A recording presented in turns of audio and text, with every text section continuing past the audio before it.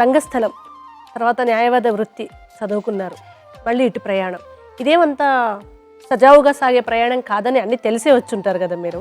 ఎందుకు అన్ని తెలుసుకొని కూడా ఎందుకు అడుగు పెట్టారు? ఆశించని ఒక అద్భుతమైన అదృష్టం నన్ను వెతుక్కుంటూ వచ్చినప్పుడు వై నాట్ అనుకున్నాను. కానీ ఎకనామికల్గా స్టేబుల్గా ఉండడం కూడా అంతే అవసరం కదా సార్. కుటుంబానికి ఆ భయం వేయలేదా మీకు? Acting was a passion. So passion when it became a profession ఆటోమేటిక్గా ఇంట్రెస్ట్ ఉంటుంది. తెనాలి రామకృష్ణుడు, తర్వాత భట్టి విక్రమార్క, ఇటువంటి క్యారెక్టర్లే మళ్ళీ సినిమాలో కూడా మిమ్మల్ని బాగా గుర్తుకుంచుకునే నారదుడు. ఇలా ఒక మనం ఏదైతే భగవంతుడు లేదా మనం చాలా ఇష్టమైన క్యారెక్టర్స్ అవి మీకు అనుకోకుండా మీ ఒళ్ళోకి వచ్చి వాళ్ళడం, అవి సూపర్ హిట్ అవ్వడం, అశోక్ కుమార్ అనగానే ఆ పేర్లతోటే గుర్తుంచుకోవడం, ఇదంతా చూస్తుంటే మీకు ఏమనిపిస్తుంటుంది సార్? ఏమనిపిస్తుందా? భగవద్దత్వం అనిపిస్తుంది. ఎట్లుంటుందంటే కళ అన్నదే భగవద్దత్వం. కళ అందరికీ రాదు. అది వచ్చినప్పుడు ఆ అవకాశం కూడా వచ్చినప్పుడు దాన్ని యూటిలైజ్ చేసుకోవాలి.